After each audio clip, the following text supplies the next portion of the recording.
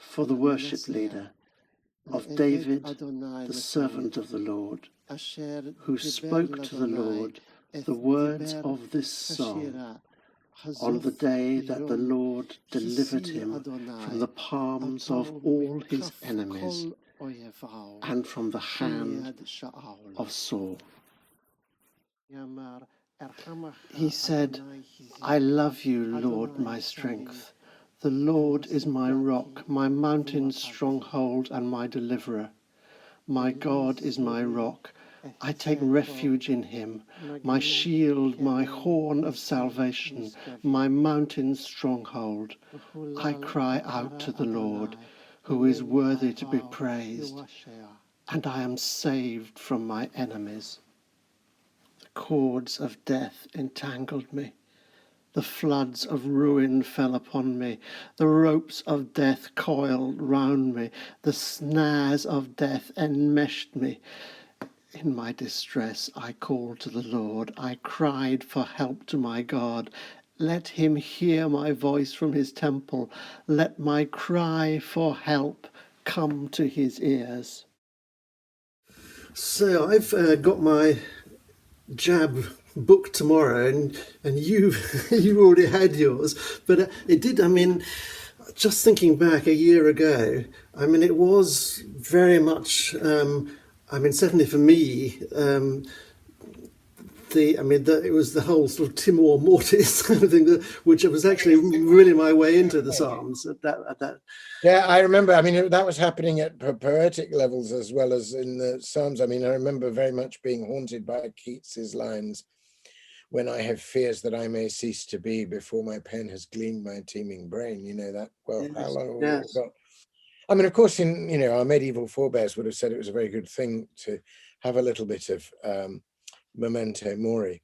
But yes, that was certainly the Psalms that speak so frankly about that, and particularly, of course, this Psalm 18, where there's this, the sorrows of death compass me, the overflowings of ungodliness made me afraid. Yes, absolutely. I mean, the snares of death overtook me. It's very frank about what that is, and we need to be frank about it sometimes, and we can have too much evasion and euphemism. Yeah. I mean, this was the only, mostly when I was doing these, I was editing and finding a way of representing the Psalms, but this was the one Psalm that I did a new image for, and which was the again, this one of death, and it was the man sort of with the sort of ropes around him, because this is actually, it's the one, well, it's one place where I think, I mean, Coverdale translates it as pains and sorrows, and the word hevel can mean that, but by far the most common use is actually, it means cords and ropes, and it's used for the tackling of a ship, and it's a very sort of graphic image. So this idea of right.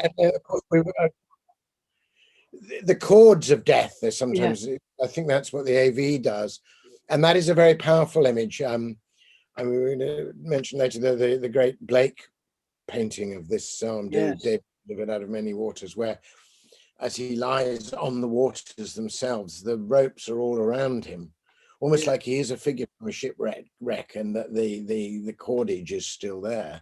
Yes, and it just seemed at the time, I remember, very poignant with, I mean, all these awful pictures of people sort of struggling for breath, and I mean, it did bring everything very much home, and it is. Yeah. It was also wrapped up, those who wanting to help them themselves kind of wrapped up in all that PPE. Yeah. I mean, there was, and although that was there to save life, there was an awful lot of surrounding and trammeling and tying going on. Yes, that's right, and sort of separating you from other people and all that. But anyway, that's how this psalm starts, but then it goes on to something sort of wonderful. So perhaps we'll get to that in a moment. But let me first thank you all again for joining us for these conversations. For those who are just coming into them for the first time, I better tell you that the starting point for them was, as we've just been saying, the books that Malcolm and I both started at the beginning of the pandemic. This was David's Crown, Malcolm's 150 poems that respond to the 150 psalms, and this was my book of praises, which was a sort of translation of a selection of the illustrated translations that I've been doing for a number of years now. But Psalm 18, being quite a long psalm, I don't know if you, I mean, I certainly did. You found that the long psalms presented a particular sort of challenge to. Well, yes, because of course the form I'd chosen, this very carefully wrought Corona form, and each poem was the same length and consisted of 5 tercets, 5 verses, each consisting of 3 lines, to make 15 lines, each with 10 syllables. So I was playing with the 5s and the 3s, and the fact that there are the Psalter was originally divided into 3 books and 50 psalms, and all of that, and there would be, so I was playing with those numbers, but it constrained me in that however long or short the psalm, my response took 15 lines. Now, what that does with the longer psalms, I mean, it was very dramatic in the case of Psalm 119, of course, but even with the longer psalms, like 18, I wasn't translating, of course, so there wasn't a problem of getting through the material. But what it does is it forces you to concentrate on the images that most speak to you. Yeah. And yet you still want to give a sense of the variety. And as you may remember, Psalm 18 begins with before he goes into confessing his fears, he begins with a great paean of praise. There's a verse of praise, in which images for God, analogies, metaphors, emblems tumble out, my stony rock, my defense, my might, my shield, my buckler, my horn of salvation. Yes. So I had a line early in my poem to do honor to that. Yeah. But then for me, it was the image of the Lord coming down and saving you out of many waters. And I realized as I was writing it that I went to the Blake exhibition, the big Blake exhibition there was recently, and I saw for the first time in the flesh, as it were, William Blake's extraordinary painting, David Delivered Out of Many Waters, which picks up the many waters and David trammeled by the cords, yes, lying in the water, head just above it. But the figure who comes down is Christ himself. Yes. With his arms outspread, riding on the cherubim. And that experience of God descending dramatically to you at the point where things are at their worst and you really do feel like you're drowning, spoke to some of my experiences, including, and this was reflected in my poem, but I think it's reflected in the words of the psalm as well, my experience of depression. A lot of people experience that as a kind of drowning, as kind of waves coming over you and overwhelming you, and your very struggles driving you deeper under the water, and the sense of the waters closing over your head. So all of that spoke to me. And I think I was also informed, out of all the images in the Psalms, to go for that out of the waters thing, because we were just at that point in the beginning of the lockdown, beginning to use the language of waves. People were talking about the first wave and fearing, as indeed there was, that there would be a second wave, and then there's been a third wave. And that psalm speaks so deeply into that. Yes. Now, I mean, it is an extraordinary psalm, because in some ways it's the one that's most clearly located in David's own life, in that it actually is included in the book of Samuel, and it refers to being saved from the hands of Saul and from all his enemies. And yet, when you think about it, I mean, nothing described in the book of Samuel quite corresponds to the hugely sort of dramatic language that he uses of the earth shook and heaved and the foundations of the mountains quaked and smoke rose from his own, and it just uses this extraordinary succession of images, which, though there was nothing external going on, I mean, he had dramatic times in his life, but it wasn't quite like that externally, but internally. No, but internally, you feel he's really. I think this is a poem of great wisdom in kind of depth psychology, as it were. I think the images come up from beneath rather than being filtered in from outside. I think that's how they work. Yes. I saw all that when I was working on it, and the fact that it's in Samuel and so on. And as far as I can see, the scholars, are in agreement that this really is a Psalm of David. Yes, yes. That in some sense, this is of the various Psalms that we might or might not attribute to David, this is one that we can. Yes, yes. I suppose the other thing, I mean, it starts, as you say, with all these wonderful images of God sort of coming down and rescuing him and delivering him, and it ends with, or at least this sort of section of the poem ends with this again wonderful image of him being like a deer, and I'm sure he must have mountain goats or something like that. Yes, yeah, which is of course the image of light sure-footedness. And that's the exact opposite of the whelming and drowning. I mean, the great turning point of the psalm for me is those extraordinary lines. He bowed the heavens and came down. Yes. Now, whatever they meant in the original context, obviously a Christian can't read those lines without the creed echoing in his mind, he came down from heaven. Yes. And was incarnate. So that's the other sense of the coming down. But yes, I love the image at the end of and I put that in fact at the end of my poem about the deer, the fleet-footed deer. Yes. Well, I mean, this was it's a kind of psalm which is a gift to a sort of painter, because I mean, we were talking last time with Sue about the Utrecht Psalter, which illustrates the Psalter by a whole succession of wonderful images that sort of go for each psalm, that sort of takes you on a sort of narrative. And so, I mean, for most of the psalms, I just did a very small little engraving. But for this one, I had two wonderful, great sort of boxwood wood engraving blocks that I could put next to one another to give this great kind of Brueggeling panorama of the sort of images. Yes, across the hills coming down and the mountains and the armies and but end up in the far corner with the David surrounded by angels on the sort of top of a mountain, as it were, which was.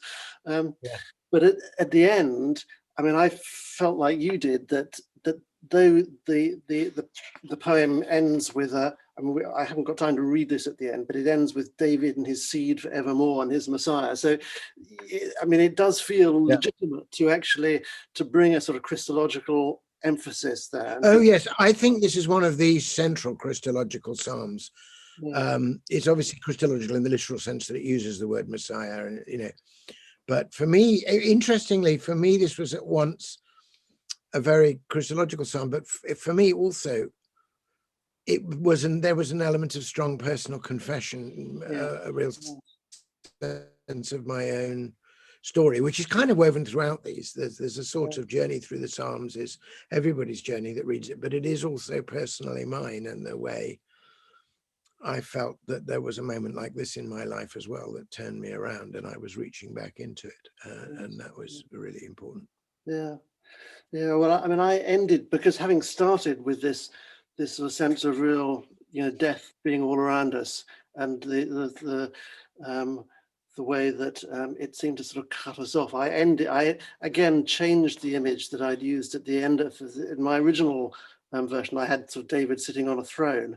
But I ended this one with a resurrection image, because that just sort of that well, it's very much a death and resurrection psalm as well. Yeah. Well, maybe this would be a good time to for you to read then that poem. But just before you do, can I say we're going to be continuing these conversations. In fact, and as we did. Before, we're going to be bringing new people to join with us and bring new perspectives. And later in the week, we're actually going to be talking with Professor David Taylor from Fuller Seminary, who's written a wonderful book about the Psalms. So I'm really looking forward to. And again, if you want to keep up with these, just press the red subscribe button, and that'll let you know when the next one is happening. And so, Malcolm, if you could read that poem, and then we'll end with I've divided the psalm in two bits. So we'll end after Malcolm's poem. Well, you'll hear the next bit of the psalm. I couldn't quite get to the very end, but we'll end roughly on the same images that you use the end of your poem. So, okay, that's lovely. Thank you. Okay, Psalm 18, Diligam te Domine. I will behold you and be satisfied. My strength, my rock, my buckler, and my shield.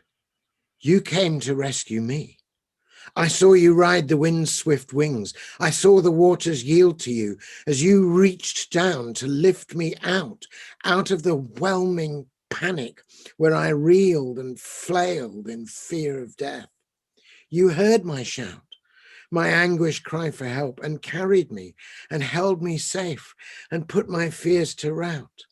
And now you give me back my liberty. You strengthen my weak hands and set my feet to dancing lightly as a deer, as free as any in the forest, and as fleet. Soon you will call and draw me in your love to that still place where earth and heaven meet. Then the earth shook and heaved, and the foundations of the mountains quaked. They shook because of his anger. Smoke rose from his nostrils and devouring fire from his mouth. Coals were kindled from it. He bowed, the heavens came down, and dark clouds were under his feet. He rode on a cherub and flew. He soared on the wings of the wind. He made darkness his covering, his thicket around him, darkness of waters, dark clouds of the heavens. From the brightness before him the clouds burned, hail and coals of fire. He loosed his arrows and scattered them. He shot bolts of lightning and routed them. The valleys of the seabed were revealed, and the foundations of the world were laid bare. At your rebuke, O Lord, at the breathing of breath from your nostrils, he reached down from on high and took hold of me. He drew me out of many waters. He rescued me from my fierce enemy and from those who hated me. They were too strong for me. They came upon me in the day of my calamity. But the Lord was my support. He led me out into a broad place. He delivered me because he delighted in me. The Lord has dealt with me according to my righteousness. He has dealt with me according to the purity of my hands. For I have kept the ways of the Lord, and I have not strayed from my God. For all his judgments are before me, and I have not cast from me his decrees. And I was pure before him, and kept myself from my sinfulness. And the Lord has dealt with me according to my righteousness, according to the purity of my hands in the sight of his eyes. To the faithful you are faithful. With the man of integrity you deal with integrity. To one who purifies himself, you show yourself pure. But you wrestle with the perverted, for you save oppressed people, but humble proud eyes. For you light my candle, Lord my God. You shine light in my darkness. For with you I can run upon a marauding band, and with my God I can leap over a wall. This God, his way is perfect. The word of the Lord is tried in the fire. He is a shield for all who take refuge in him. For who is a God apart from the Lord? This God, who clothes me with strength and makes my way perfect. He makes my feet like hinds' feet and makes me stand on high places.